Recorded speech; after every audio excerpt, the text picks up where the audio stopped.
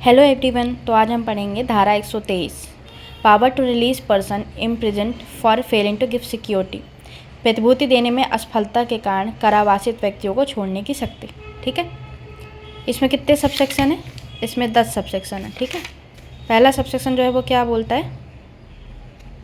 Whenever the district magistrate in the case of the order passed by the executive magistrate under section 117 or the CGM in any other case is of opinion that any person imprisoned for failing to give security under this chapter may be released without hazard to community or to any other person, he may order such a person to be discharged।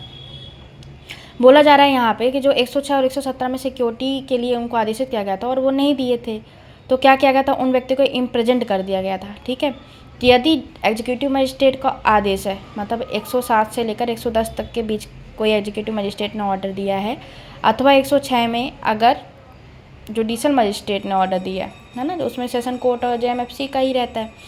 तो सीजेम के पास क्या होता है? Authority रहती है। यदि सीजेम का ऐसा लगता है डीएम, तो इन केस अगर एग्जीक्यूटिव मजिस्ट्रेट दिया है तो डीएम, और अगर अनदर केस मतलब अगर मजिस्ट्रेट के द्वारा दिया गया है तो सीजीएम की यह ओपिनियन है कि उस व्यक्ति को जो है रिलीज़ किया जा सकता है, वह किसी कम्युनिटी को या किसी अनदर पर्सन को जो है नुकसान नहीं पहुंचाएगा। ठीक है, तो वो उसको क्या करेंगे? डिस्चार्ज का ऑर्डर दे देंगे। सबसेक्शन 2 जो है वो क्या बोलता है? Whenever any person has been imprisoned for failing to give security under this chapter, the High Court or Court of Session, or where the order was made by the any other court, the district magistrate in the case of the order passed by the executive magistrate under section 117 or CGM in any another case, may make an order reducing the amount of security or number of the sureties, the time for which security has been required। ठीक है, इसमें क्या बोल रहा है कि जो high court है, कोर्ट ऑफ सेशन है, और यदि किसी एग्जीक्यूटिव मजिस्ट्रेट के पास के द्वारा यदि ऑर्डर पास किया गया है तो डीएम, और अनदर केस में जो सीजीएम है, ठीक है, इनके पास अथॉरिटी होती है किस चीज़ को लेकर के? ये सिक्योरिटी के अमाउंट को कम कर सकते हैं, जो नंबर ऑफ सिक्योरिटी है उसे भी रिड्यूस कर सकते हैं, और जितने टर्म के लिए सिक्योरिटी क्लेम की गई है, रिक्वायर्ड की गई है, उसको भी कम कर सकते हैं। ठीक है, कौन कौन कर सकता है? हाई कोर्ट हो गया, कोर्ट ऑफ सेशन हो गया, एग्जीक्यूटिव मजिस्ट्रेट ने ऑर्डर पास किया तो डीएम हो गए, और अगर अनदर केस में जो है सीजेम हो गए। उनके पास क्या अथॉरिटी है कि वह सिक्योरिटी के जो अमाउंट होती है, सिक्योरिटी के अमाउंट को कम कर सकते हैं। सिक्योरिटी के जितने नंबर रिक्वायर्ड है कि 1 सिक्योरिटी चाहिए, 2 सिक्योरिटी चाहिए, उसको भी जो है, मान लीजिए 3 सिक्योरिटी है तो उसको भी, उस नंबर ऑफ द सिक्योरिटी को भी कम कर सकते हैं। और जितने टर्म के लिए सिक्योरिटी क्लेम की गई थी, हो सकता है किसी व्यक्ति को बोल दिया जाए कि 2 साल के लिए बॉन्ड भरिए, ठीक है, 6 महीने के लिए बॉन्ड भरिए, तो उस टर्म को भी ये कम कर सकते हैं। तीसरा सबसेक्शन क्या बोलता है? An order under subsection 1 may direct the discharge of such a person either without condition or upon any condition which such a person accept। ठीक है, provided that any condition imposed shall cease to be operative when the period for which such a person was ordered to give security has expired। Subsection 3 फिर से subsection 1 को relate करते हुए subsection 3 आता है, जिसमें बोलता है कि किसी व्यक्ति को डिस्चार्ज जो है वो सीजीएम और डीएम जो है वो विद कंडीशन और विदाउट कंडीशन कर सकते हैं। ठीक है, लेकिन ये जो कंडीशन है वो सीज हो जाएगी, ऑपरेटिव होना मतलब परिवर्तनशील होना, ये सीज हो जाएगा यदि जितने पीरियड के लिए जितने पीरियड के लिए सिक्योरिटी क्लेम की गई है ना, वो पीरियड एक्सपायर हो जाता है। यदि 3 साल के लिए किया गया है तो जो कंडीशनल डिस्चार्ज किया गया है वो कंडीशन जो है वो 3 साल तक ही रहेगी। ठीक है, इसके बाद 3 साल के बाद जैसे ही सिक्योरिटी का जो पीरियड होता है समाप्त होता है तो कंडीशन भी सीज हो जाएगी। ठीक है, उस कंडीशन को फॉलो करना फिर ज़रूरी नहीं रहेगा। फिर चौथा क्या बोलता है? सबसेक्शन 4 बोलता है कि द स्टेट गवर्नमेंट में prescribe the condition upon which a conditional discharge में बी मेड। ठीक है, स्टेट गवर्नमेंट बताएगी कौन कौन सी कंडीशन है जिसमें कंडीशनल डिस्चार्ज दिया जा सकता है। ठीक है, तो हमारे पास फिर सबसेक्शन 5 आता है। If any condition upon which any person has been discharge is in the opinion of district magistrate in the case of order pass by the executive magistrate under section 117 or chief judicial magistrate in any other case by whom the order of discharge was made or of his successor not fulfilled, he may cancel the same। Subsection 5 बस इतना बोलता है कि जो DM और CGM ने जो है जिस कंडीशन पर उस व्यक्ति को डिस्चार्ज किया था, यदि वह व्यक्ति जो है उस कंडीशन को फुलफिल नहीं करता, डीएम और सीजीएम या फिर जो भी सक्सेसर होते हैं, तो उनकी ओपिनियन में वो व्यक्ति जो है उस जो कंडीशन डिस्चार्ज किया गया था, जिस कंडीशन पे किया गया था, वो कंडीशन फॉलो नहीं करते तो वो क्या कर देंगे? जो डिस्चार्ज ऑर्डर किया था उसको कैंसिल कर देंगे। ठीक है, तो हम लोग पहले अभी रुक जाते हैं। हम सब 5 सबसेक्शन है, 5-5 करके पढ़ते हैं, ठीक है। पहला हमने सबसेक्शन क्या बोला कि जो डीएम होते हैं और जो सीजीएम होते हैं, ठीक है। अथॉरिटी कौन सी है? डीएम, एग्जीक्यूटिव मजिस्ट्रेट ने यदि ऑर्डर पास किया है, ठीक है, किसी व्यक्ति को यदि एग्जीक्यूटिव मजिस्ट्रेट ने सिक्योरिटी फेल होने पर उसको इम्प्रिजन कर दिया है तो उस केस में डीएम, और अनदर केस में कौन होंगे? सीजीएम। इनके पास ये अथॉरिटी होती है कि वो जो है उस व्यक्ति को जो है यदि वो उस व्यक्ति को जो है रिलीज़ कर दें, ठीक है, without hazard to the committee or any person, और उसको छोड़ा जा सकता है यदि उनके ओपिनियन में ऐसा होता है तो उस व्यक्ति को क्या कहते हैं? डिस्चार्ज कर देते हैं। दूसरा सबसेक्शन क्या बोलता है? दूसरा सबसेक्शन बताता है कि अथॉरिटी होती है किसके पास होती है? हाई कोर्ट हो गया, कोर्ट ऑफ सेशन हो गया, एग्जीक्यूटिव मजिस्ट्रेट ने ऑर्डर पास किया है तो डीएम हो गया, और अनदर केस में सीजीएम के पास हो गया। किस चीज़ की अथॉरिटी होती है? सिक्योरिटी के जो अमाउंट होते हैं उसको रिड्यूस कर सकते हैं, नंबर ऑफ द सिक्योरिटी को रिड्यूस कर सकते हैं, और जितने टर्म के लिए जो है वो सिक्योरिटी रिक्वायर्ड की गई थी उसको जो है रिड्यूस कर सकते हैं। तीसरा क्या बोलता है? ये जो डिस्चार्ज है वो कंडीशनल भी हो सकता है, अनकंडीशनल भी हो सकता है, लेकिन ये जो कंडीशन होता है वो सीज टू ऑपरेट हो जाती है यदि वो जो पीरियड होता है जिसके लिए सिक्योरिटी क्लेम की गई थी वो क्या हो जाता है? एक्सपायर्ड हो जाता है। सबसेक्शन 4 क्या बोलता है? अब कंडीशन से जुड़ा है तो कंडीशन का सबसेक्शन 4 जुड़ गया कि इसमें कंडीशनल डिस्चार्ज तो दिया जा सकता है, कंडीशन बताएगा कौन? प्रिस्क्राइब कौन करेगा? तो स्टेट गवर्नमेंट करेगा। सबसेक्शन 5 क्या बोलता है? हम जिस कंडीशन पे उसको छोड़ रहे थे, एकदम कंडीशन सब है ना, जिस कंडीशन पे हमने छोड़ा था, किसने? डीएम और सीजीएम ने, यदि और उनके सक्सेसर को इस चीज़ का बिलीव हो जाता है कि वो कंडीशन फॉलो नहीं हो रही है तो क्या करेंगे? उस डिस्चार्ज ऑर्डर को कैंसिल कर देंगे। अब इसका प्रभाव जो है वो क्या बताएगा? सबसेक्शन 6 बताएगा कि when a conditional order of discharge has been cancelled under subsection 5, such a person may be arrested by any police officer without warrant and shall thereupon to be produced before the district magistrate in the case of the order passed by the executive magistrate and और chief judicial magistrate in any another case, ठीक है। तो subsection 6 जो है इसका effect बताता है कि यदि डिस्चार्ज कैंसिल हो जाएगा तो कोई भी ऑफिसर जो है विदाउट वारंट जो है, कोई भी पुलिस ऑफिसर जो है विदाउट वारंट जो है उसको अरेस्ट कर सकता है और फिर डीएम और सीजीएम के समक्ष उपस्थित करेगा, ठीक है। तो ये सबसेक्शन 6 क्या है? इसका प्रभाव है। तो हम वैसे पढ़े थे पुलिस ऑफिसर विदाउट वारंट जो है सेक्शन 41 में किन कंडीशन में जो है वो अरेस्ट कर सकते हैं। एक कंडीशन यहाँ पे और मिल गई हमको जो कि 123 की सबसेक्शन 6 जो है वो बताती है कि अगर वो व्यक्ति जो है वो क्या करता है? फॉलो नहीं करता है, ठीक है, उसको अरेस्ट कर दिया गया है और उसका जिस कंडीशन पर उसको जो है उसको डिस्चार्ज किया गया था उसको यदि वो फॉलो नहीं कर रहा है तो उसको police officer without warrant arrest कर सकते हैं, ठीक है। इसके बाद सबसेक्शन 7 आता है। सबसेक्शन 7 जो है वो क्या बोलता है? Unless such a period gives a security in accordance, इसको ऐसे पढ़ेंगे, ठीक है, समझिएगा। Unless such a person gives security in accordance with the terms of the original order for unexpired portion of the term for which he was in a first instance committed और order to be detained, ठीक। अब ये bracket वाला portion अभी छोड़ देते हैं, ठीक। ऑर्डर टू बी डिटेन्ड,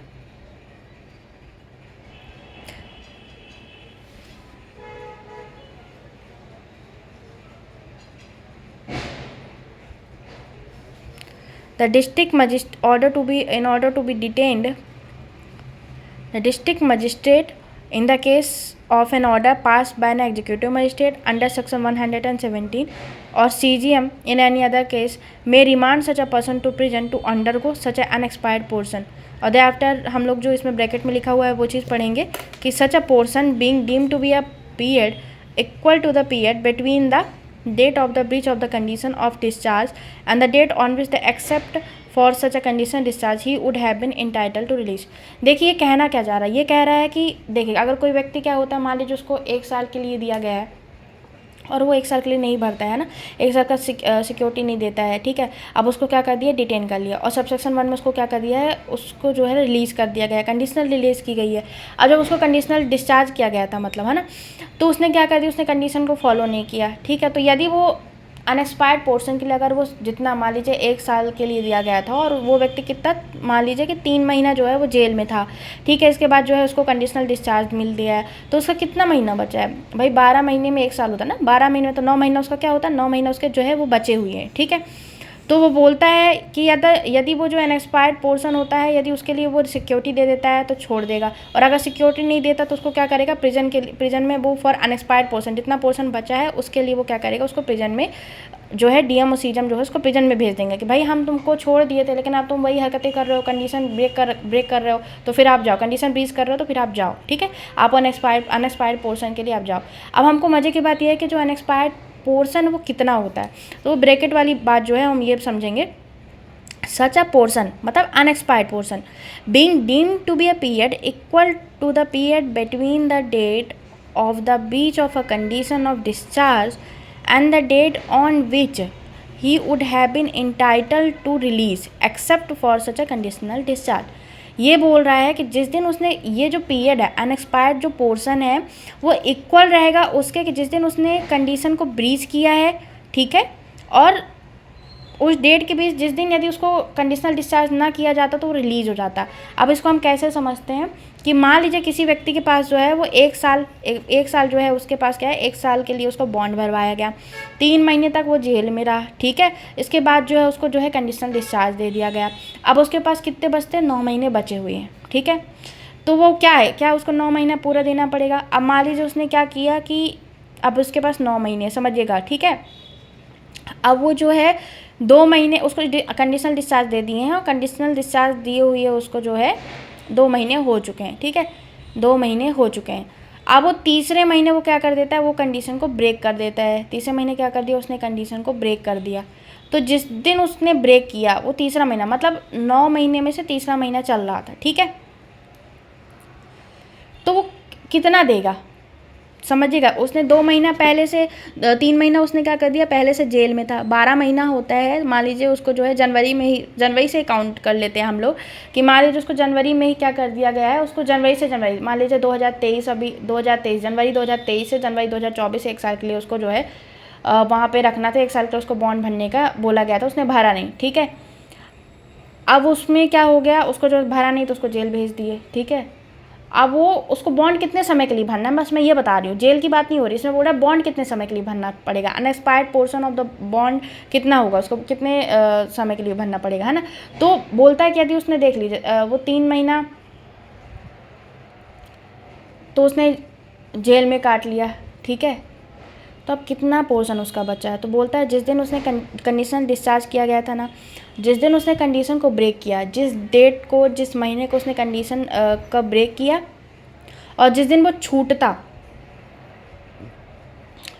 छूटता, ठीक है, इसमें क्या लिखा रहता है कि the period equal to the period between the date of breach of the condition of discharge and the date on which except for the conditional discharge he would have entitled to release।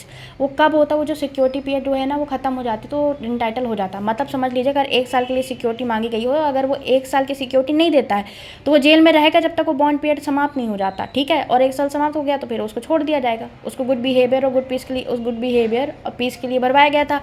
1 साल की आप security दो, अगर 1 साल की security नहीं देता है तो उसको 1 साल तक जेल में रहो, उसके बाद वो रिलीज़ हो जाएगा। मतलब कहने का आशा तो यही है, ठीक है। तो उस बॉन्ड पीरियड तक जो है, अगर उनको ऐसा लगता है मजिस्ट्रेट को उसको बॉन्ड के पीरियड तक उसको जेल में रखना ज़रूरी है तो उसको रखेंगे, ठीक है। तो वो इसमें बोलता है, बस इतना बोला गया है कि जो अनएक्सपायर्ड पोर्शन होगा वो कितना इक्वल होगा जिस डेट को उसने जो है कंडीशन का ब्रीच किया है, जिस कंडीशनल डिस्चार्ज पे उसको छोड़ा गया था उस कंडीशन का ब्रीच किया और जिस दिन वो रिलीज़ हो जाता। मान लीजिए अगर उसको जो था 3 महीने वो जेल में रहा, 9 महीने उसका बचा हुआ, मान लीजिए जनवरी फरवरी मार्च तक वो जेल में रहा है, मार्च के बाद जो है उसको अप्रैल में कंडीशनल डिस्चार्ज दे दिया गया। अप्रैल मई जो है उसने सही रहा, ठीक है, और इसके बाद जून में उसने फिर से कंडीशन को ब्रीच कर दिया तो उसको कितना दिया जाएगा, उसको जून से लेकर के जनवरी तक का जो है उसको बॉन्ड भरना पड़ेगा। समझ गए आप, मतलब अनएक्सपायर्ड पोर्शन उसका कितना रहेगा, जून से लेकर जनवरी तक, समझ गए आप ना।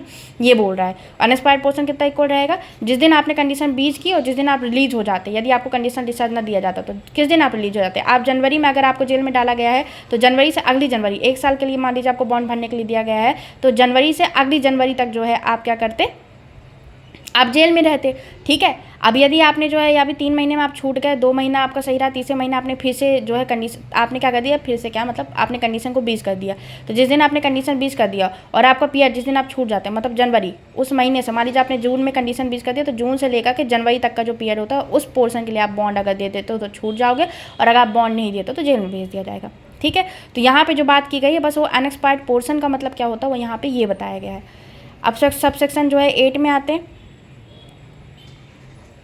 सबसेक्शन 8 जो है वो यही बोला जाता है कि a person remanded to prison under subsection 7 shall subject to the provisions of the section 122 be release at any time on giving a security and according with the terms of the original order for the unexpired portion of for set to the court of magistrate by whom such a order was made or to his successor, ठीक है। बस बहुत simple से बात है, उसे जब भी वो सिक्योरिटी दे देगा उसे छोड़ दिया जाएगा, बस ये बोल रहा है। सबसेक्शन 9 क्या बोल रहा है, हाई कोर्ट और कोर्ट ऑफ सेशन में at any time for sufficient reasons to be recorded in a writing. यहीं पे रुक जाते हैं। पहले अथॉरिटी का नाम क्या है, हाई कोर्ट है और कोर्ट ऑफ सेशन है।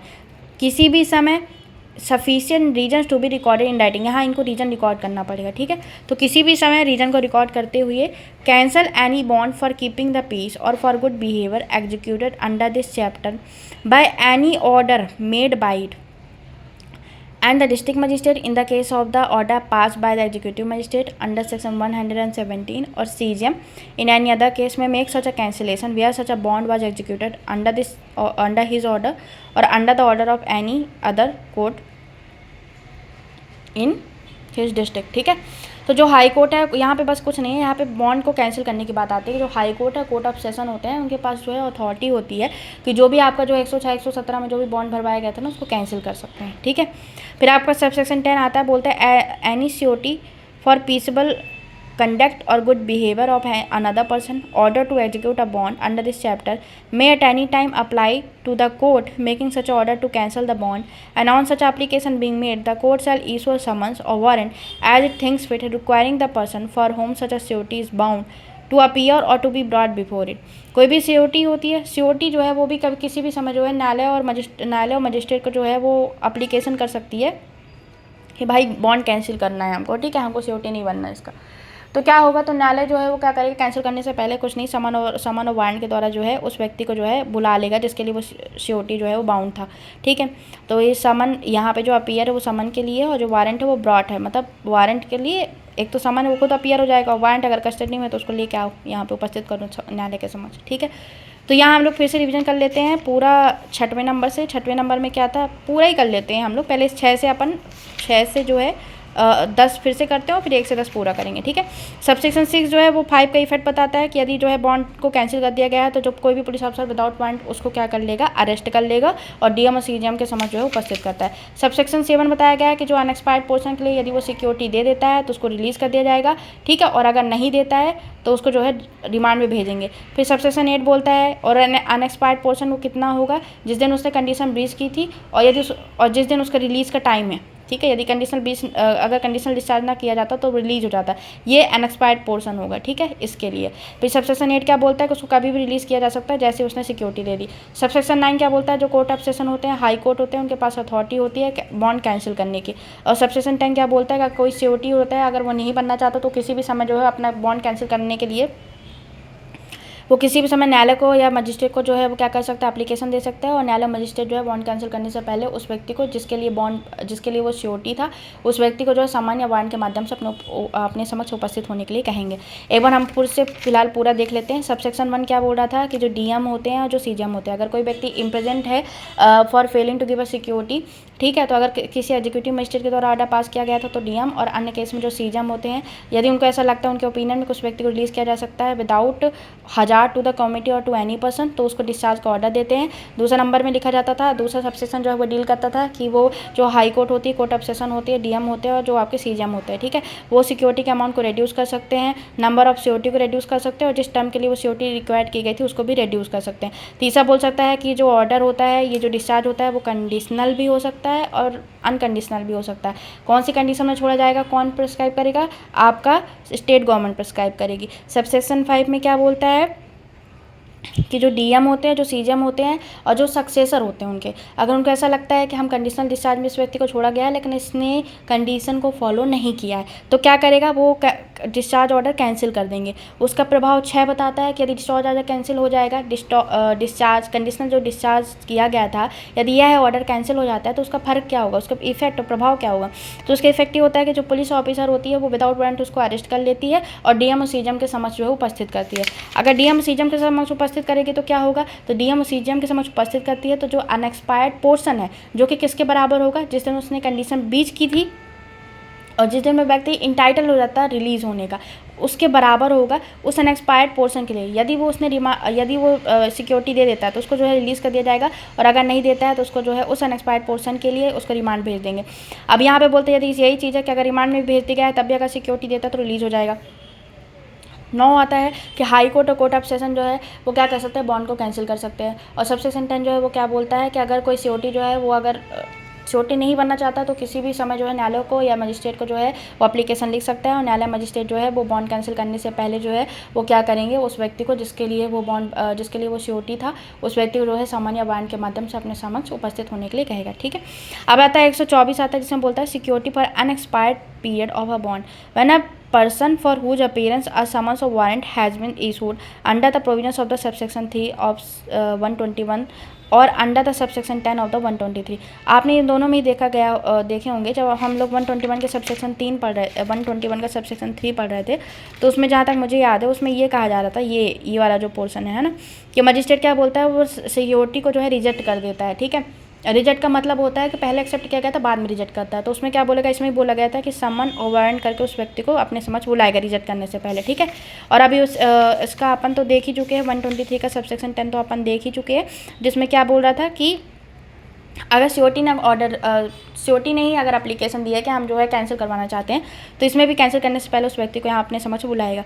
तो बोलता है यदि वो व्यक्ति जिसको बुलाया गया है वो अपीयर होता है या ब्रॉट होता है बिफोर द मजिस्ट्रेट और कोर्ट, द मजिस्ट्रेट और court shell cancel the bond executed by such a person and shall order such a person to give for the unexpired portion of the term of such a bond fresh security of the same person description as original security। कुछ नहीं है, बस उस व्यक्ति को यहाँ बुलाया जाता है और ये बोला जाता है कि आप जो है जो बॉन्ड था उसको कैंसिल कर देता है पिछला वाला, और बोलता है आप नई और फ्रेश सिक्योरिटी जो है यहाँ पे जमा करिए।